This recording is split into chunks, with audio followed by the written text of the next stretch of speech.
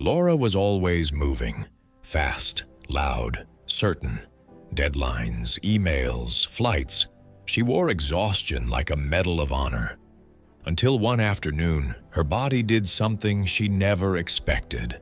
It stopped before she did. Here's a story about the woman who thought slowing down was failure until it saved her life. For most of her 20s, Laura was unstoppable. Marketing executive at a startup, always the first one in, last one out. She had a planner color-coded down to the minute, coffee as her fuel, and a phone that never left her hand. Her friends used to joke, "You're one missed meeting away from a breakdown." She'd laugh it off. "Sleep is for people who don't have dreams," she'd say, half proud, half tired.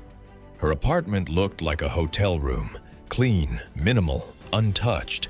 Meals were takeout, calls to her mother were rushed. Even weekends felt like work days in disguise. But she was rising. Promotions, bonuses, recognition. People admired her, envied her, wanted to be her. Then came that Thursday. A pitch meeting, 10 a.m. She was presenting in front of the board. Her slides were perfect, her numbers sharp. But halfway through her sentence, her hands began to shake. At first, she thought it was adrenaline. Then her vision blurred. The next thing she remembered was waking up on the office floor with people standing over her, voices distant and panicked, hospital lights, a doctor's calm tone. "Your body shut down from exhaustion, Ms. Parker. You've been pushing too hard for too long." She blinked at him, confused. "I'm fine. I just fainted." He sighed. "You didn't faint. You crashed." For the first time, the word tired meant something heavier than sleep. They told her to rest for 2 weeks. 2 weeks felt like a punishment. At home, the silence was unbearable. No notifications, no calls, just her heartbeat, slow and uncertain. She didn't know what to do with herself. She tried to open her laptop once, but her hands trembled. Her body refused. So she sat by the window, watching the world she'd been too busy to see. Neighbors walking dogs, kids racing bikes, the golden light spilling across the street. It was strange, being still. But in that stillness, she began to notice things. Her breathing, her heartbeat, the way her shoulders always felt tense.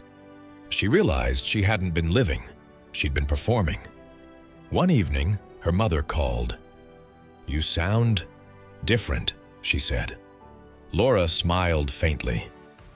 "Maybe I finally stopped pretending I'm okay." Her mother was quiet for a moment. "You don't have to earn your worth, Laura. You already have it." That night, Laura cried.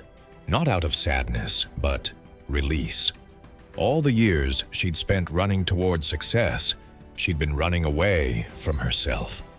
Over the next few months, things shifted. She went back to work, but not the same way.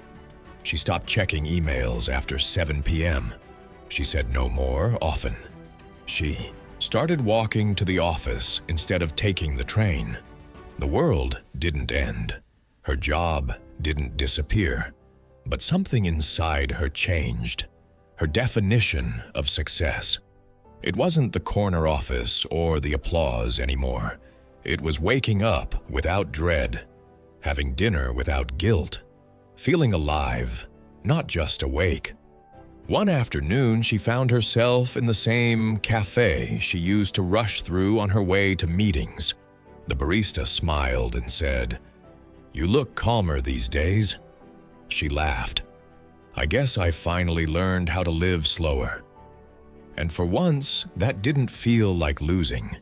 It felt like peace. In the end, life didn't punish her for slowing down. It rewarded her for finally showing up.